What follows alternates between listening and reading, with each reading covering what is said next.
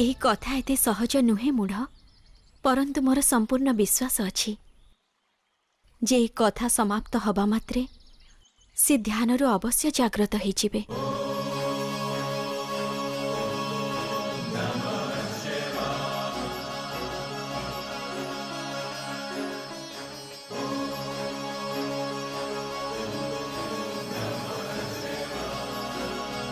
आमे समस्ते प्रतीक्षा करिछु, आम समस्तଙ୍କ आशा आपण आमको निराश करिबेनी महादेव।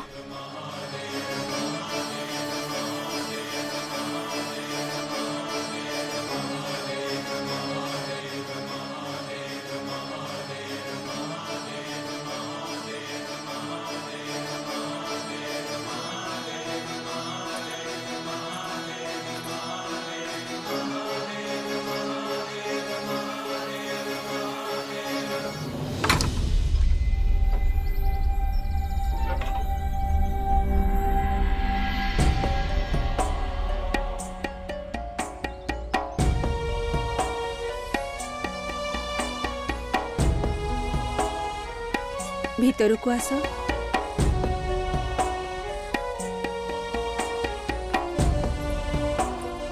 एथर पुणी कहीं आसिल?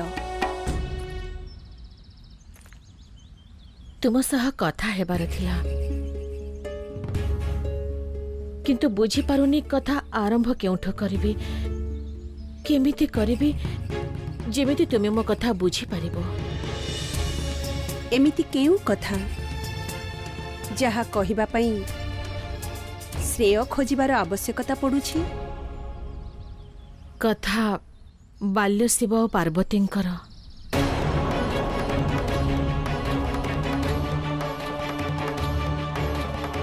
स्पष्ट कहीं कहून जे तुमे तुम पुत्री पार्वती पई मो पाखरु मो भोळांकु मागिबाकु आसीछ?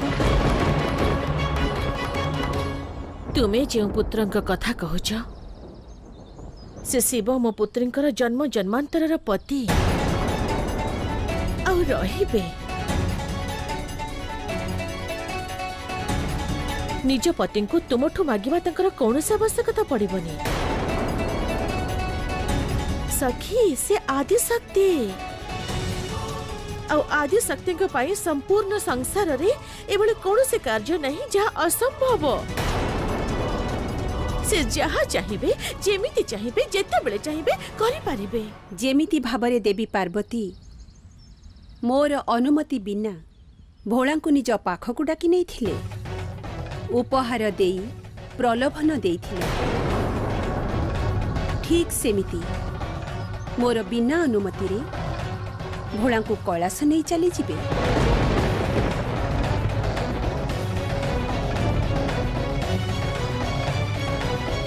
तुमे मो पुत्री उपरे एभली घृणित आरोप किपरि लगै पारुछ अनसुया? कण तुमे तांकर प्रेम, तांकर भक्ति, तांकर संवेदना, तांकर समर्पण, तांकर पीड़ा देखि पारुन? निज प्रिय महादेवंक कैलाश छाड़ी एठी आसिचंती, एठी आसी रहुचंती, कण तुमे यह देखि पारुन?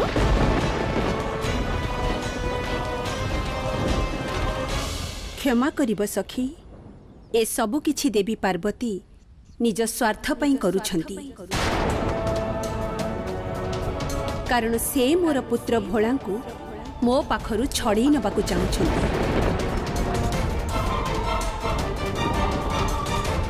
जेमिति से तांकर षडयंत्रकु निजर भक्तिर आवरण रे घोड़ेई पारिबे,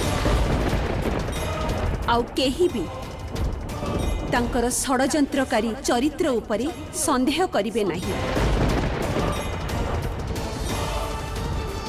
अनसुया स्वर को उच्च करी कहिले सत्य केबे दबी जाएनी। महासती अनसुयांकर अहंकार ए जिदी देखि दुख लागुछि मते। मते भी लागुछि तुम पुत्री आदि शक्ति देवी पार्वती को षडयंत्र रे लिप्त रहिबार देखि। तुमर एही विचार तुमको शिवଙ୍କ ଠାରୁ ସର୍ବଦା ପାଇଁ ଦୂର କରିଦେବ। ଆଉ ଦେବୀ ପାର୍ବତୀଙ୍କର ଏହି ଷଡ଼ଯନ୍ତ୍ର ଦ୍ୱାରା ସେ ଶିବଙ୍କୁ କେବେ ପ୍ରାପ୍ତ କରିପାରିବେନି।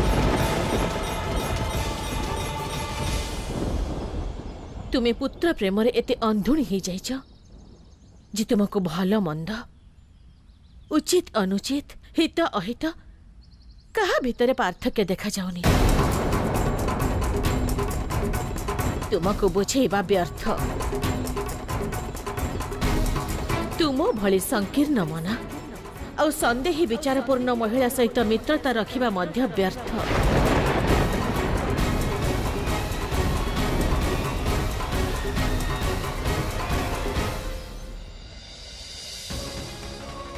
ମୁଁ ତାଙ୍କୁ ତାଙ୍କ ଷଡ଼ଯନ୍ତ୍ରରେ ସଫଳ ହେବାକୁ ଦେବି ନାହିଁ, କଦାପି ନୁହେଁ, କୌଣସି ମୂଲ୍ୟରେ ବି ନୁହେଁ। ତୁମର ଏ ଅହଙ୍କାର, ଏ ଜିଦ୍ ଦିନେ ତୁମ ବିଷର୍ଣ୍ଣତାର କାରଣ ହେବ।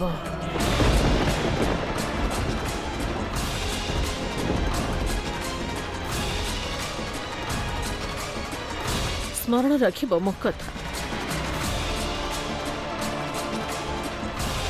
ଆଉ ଯେଉଁ ଦିନ ତୁମେ ବିଷାଦଗ୍ରସ୍ତ ହେଇଯିବ ନା,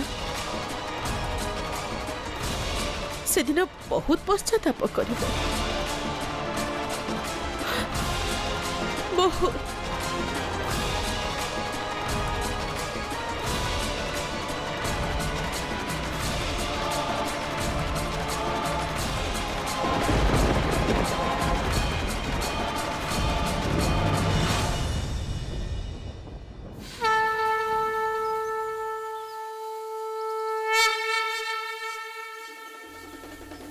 ତାପରେ କଣ ହେଲା? ପୁଣି ସତୀଙ୍କ ମଧ୍ୟରେ ଶିବଙ୍କୁ ଜାଣିବାର ଇଚ୍ଛା ଜାଗ୍ରତ ହେଲା। କିଏ ଏଇ ଶିବ? ଆଉ କଣ ଶିବ? ଆଉ ଏମିତି କଣ ଅଛି ଯେ ସମସ୍ତେ ତାଙ୍କ ପ୍ରତି ଆକୃଷ୍ଟ ହେଉଛନ୍ତି? ସତୀ,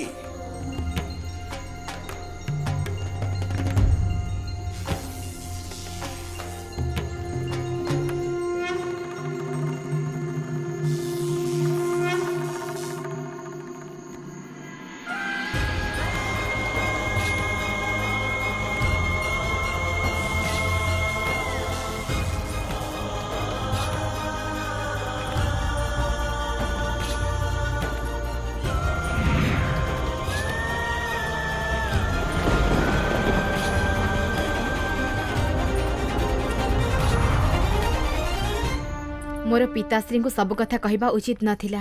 केजाणी से सती सहित कौन करिथिबे। सती,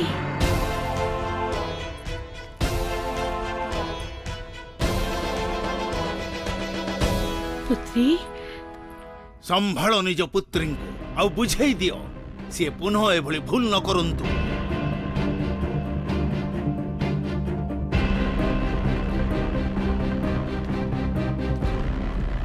चिंता और भय मो प्राण चली जाउथला। तमे ठीक अछ तो पुत्री?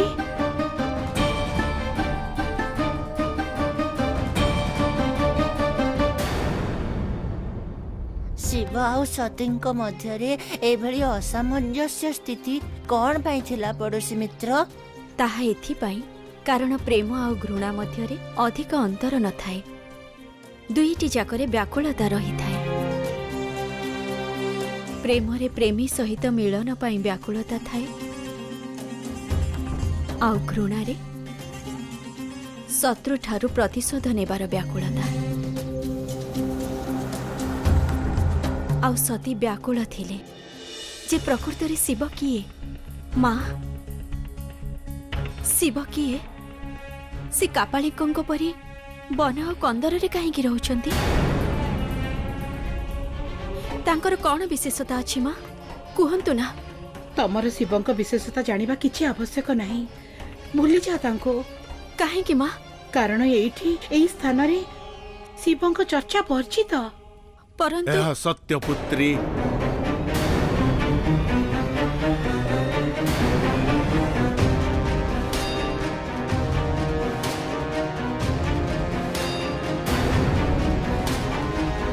मो राज्य रे शिवंक चर्चा निषेध। परंतु काहेकि पिताश्री जहाँकर चर्चा समग्र संसार करुची तांको पई एठी प्रतिबंध काहेकि? पूजा अर्चना वेद पुराण और धार्मिक अनुष्ठान सब अर्थहीन तांको दृष्टि रे। नियम अनुशासन किछि भी प्रिय नुहे तांकर। जो समाज रे धर्म कर्म नियम और अनुशासन रो अपमान हेई थाए सेही समाज केबे भी उन्नति करि पारे ना। मु एक उन्नत और कर्मठ समाज निर्माण करने को चाहूँगी जोठी नियमित भाव रे पूजा पाठ यज्ञ होम आदि कर्म हेउथिबो। आपणको भावना कदाचित अनुचित पिताश्री।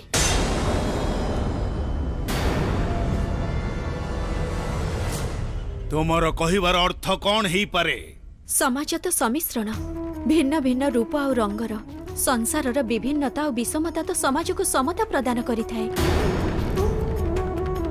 आउ एहा ही तो तार मौलिक स्वरूप। जदि केही तार मौलिकता को नष्ट करि दिए तेबे आउ कौन रहिबो पिताश्री? गोटिए धर्म गोटिए संस्कृति समान विचारधारा काहा उपरे जदि बलपूर्वक लदी दिया जाए तेबे ताकू कौन कुहाजिबो? ए विचार तुमर आसिला केउठू? किए जिए तुमको ए ज्ञान दउची जहा द्वारा तुमे मो कथा को खंडन करूच?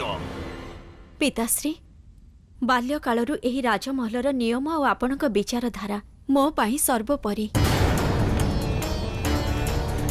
परंतु जेबेठारू बाह्य दुनिया सहित परिचित हेली एमिति अनुभव हेउची जेमिति किछि ठीक नाही।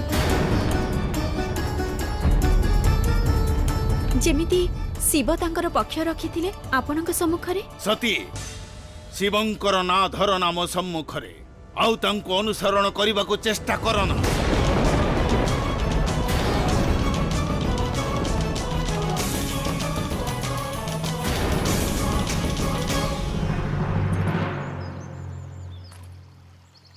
जाग्रत हुअन्तु महादेव।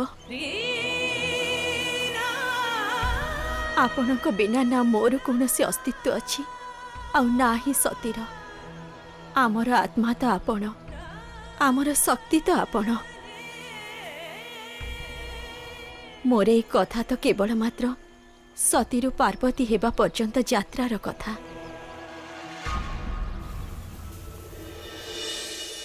परंतु आपणक कथा महादेव आपणक कथा तो आपणक परि अनंत।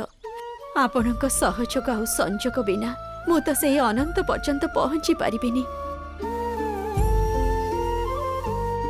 तेणु आपणक विनती करुछि आपणकर एही लीला एही रचना को एठी विराम दियंतु आ जाग्रत हुअन्तु ध्यानरो।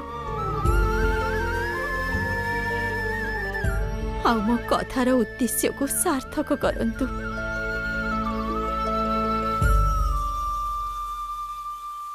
क्षमा करिबे पिताश्री परंतु आपण तांको निजर शत्रु बोली भाबुछंती। मु तो तांको मनरे आपणक प्रति वैरभाव लेस मात्र देखिलिनी। जदि सी आपण को शत्रु भाभी थांते तेबे आपणक पुत्री को सकुशल आपणक पाखरे पहुंचाई थांते काहेकि? कौन यह तांकर उदारता नुहे? मते तो सी करुणा और दयार प्रतिमूर्ति परि लागिले। जेउ शिवंकर छवि आपण मो मनरे आंकी थिले सी तो सी छवि ठारू संपूर्ण विपरीत। थाउ आउ पदे भी शब्द कहिबनी।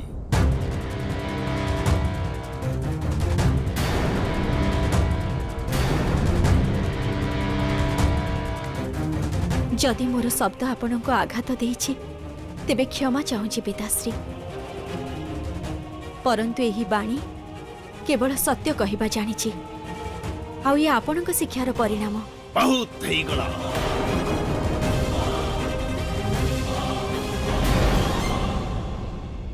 जणे पितांकर भल पाइबा दंड और घृणा रे बदलिबा पूर्वरु निजर जीवा को विराम दियो सती।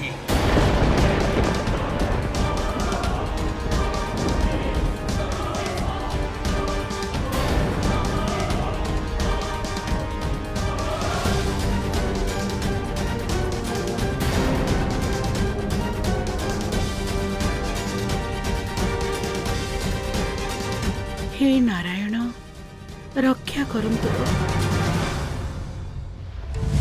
नारायण नारायण। प्रभु संसारर प्रथम प्रेम कहानी आरंभ हो सारिची।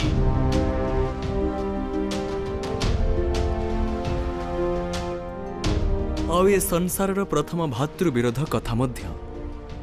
भातृविरोध कथा मु किछि बुझी पारलिनी प्रभु। देवर्षि एही प्रेम कथा तुमर ज्येष्ठ भ्राता शिवद्रोही प्रजापति दक्षंक पुत्री सती आउ शिवंकर सेतिपाई आपण मध्य एही प्रचेष्टा करिवे देवर्षि जेपरि ए प्रेम कथा संपूर्ण न हेउ। मु किंतु एभली काहेकि चाहिबी प्रभु।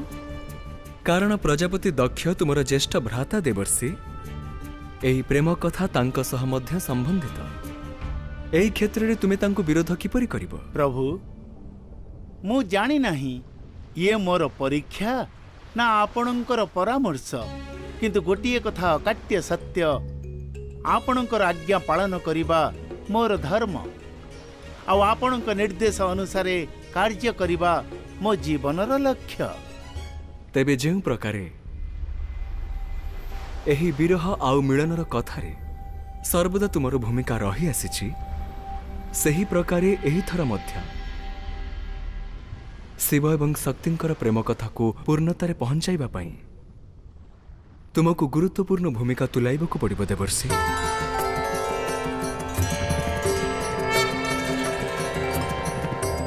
शिव आउ शक्तिंकर एही प्रेम कथा को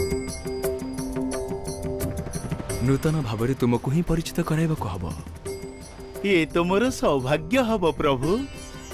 आउ केवल सेतिकि नुहे देवर्षि आगको कालांतर रे मध्य एही प्रेम कथार पूर्णतार साक्षी तुमे ही रहिबो। मु धन्य हई गली प्रभु, मु धन्य हई गली। मु जाउची मोर कर्तव्य पालन करिबाकू। नारायण नारायण। आउ तापरे देवर्षि नारद पहुंची गले महादेवंक पाखरे।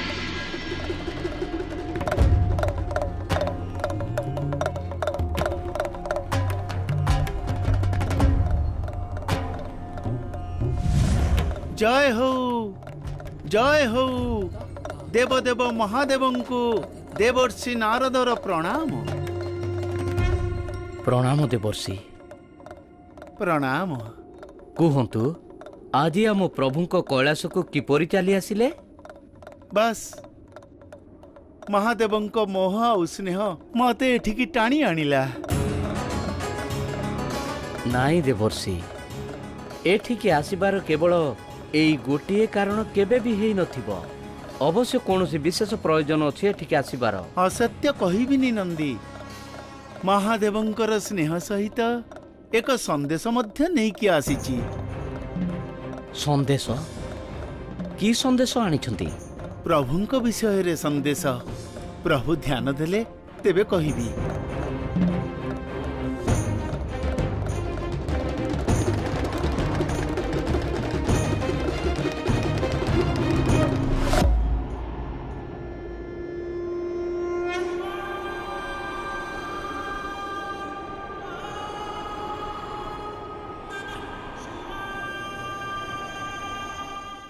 प्रभु माता आदिशक्ति आपणक सहित मिलन हेतु प्रजापति दक्षंकर पुत्री सती रूप जन्म नैचंती। आउ तांको मनरे आपणक प्रति प्रेमर भाव जागृत हो सारिची।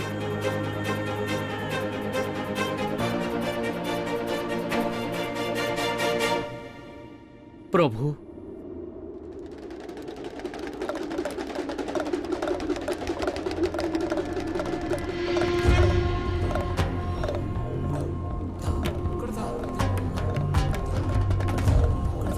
गोटे पटे बैरागी महादेव आउ अन्य पटे प्रेम भावापूर्ण माता सती। एई एक पक्ष प्रेमर परिणाम कौन हबो?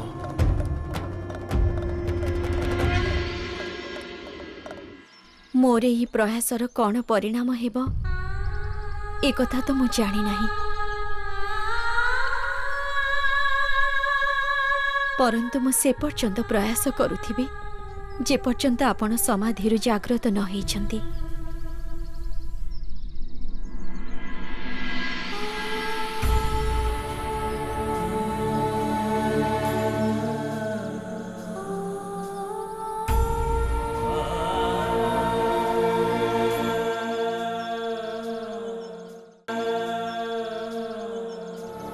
ସନ୍ତାନର ଦୁଃଖ ପ୍ରକୃତରେ ବହୁତ ପୀଡ଼ାଦାୟକ ହେଇଥାଏ। ଦୁଃଖରେ ନିଜ ଲୋକଙ୍କ ସାନ୍ତ୍ୱନା ହିଁ ସମ୍ବଳ ହୋଇଥାଏ। ମୋତେ ଯିବାକୁ ପଡ଼ିବ ମାତାଙ୍କ ମାତା ମଇନା ଦେବୀଙ୍କ ପାଖକୁ।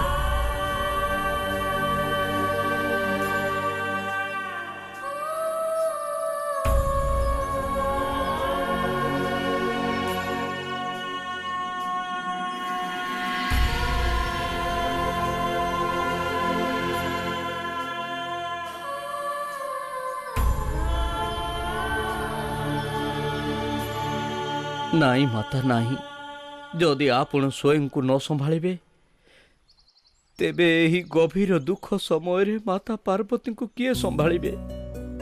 ତାଙ୍କୁ କିଏ ସାନ୍ତ୍ୱନା ଦେବେ? ତାଙ୍କୁ ସାନ୍ତ୍ୱନା ଦେବା ପାଇଁ ତ ମୁଁ ଏଠିକି ଆସିଥିଲି ନନ୍ଦୀ। ଭାବିଥିଲି ଏଠିକୁ ଆସି ତାଙ୍କର ସବୁ ଦୁଃଖ ଦୂର କରିଦେବି, କିନ୍ତୁ କିଛି କରିପାରିଲିନି ମୁଁ।